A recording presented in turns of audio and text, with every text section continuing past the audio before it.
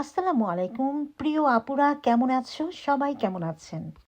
4টি চিকেন লেগের তান্দুরি করছি, চর্বি পরিষ্কার করছি। আর এই যে একটু দাগ দাগ দিলাম,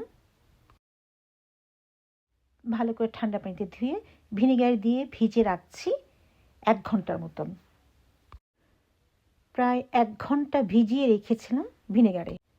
শান তান্দুরি চিকেন মশলা দিচ্ছি, একটা আস্ত পেঁয়াজ কুচি কুচি করে কেটে দিচ্ছি, মাখাচ্ছি।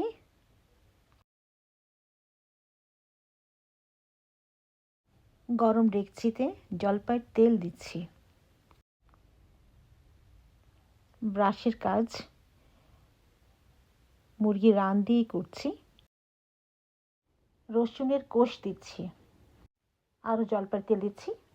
ঢাকনি দেওয়া ছিল, ক্যামেরা করা হয়নি। 5-7 মিনিট পর দেখতে এসেছি, আবারও ঢেকে রাখা হয়েছিল। এখন দেখছি ধনিয়া পাতা কুচি, আদা কুচি দিলাম। সত্যি বলছি, অসাধারণ একটি ঘ্রাণ এসেছিল, মানে আমার রান্নাঘর ভরে গিয়েছিল, এত সুন্দর একটা ঘ্রাণ এসছে। আমি জানি না, যাই হোক, এখন একটু নেড়ে দিচ্ছি।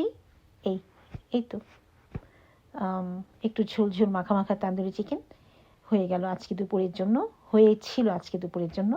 আর সবাই বলেছে ভালো হয়েছে।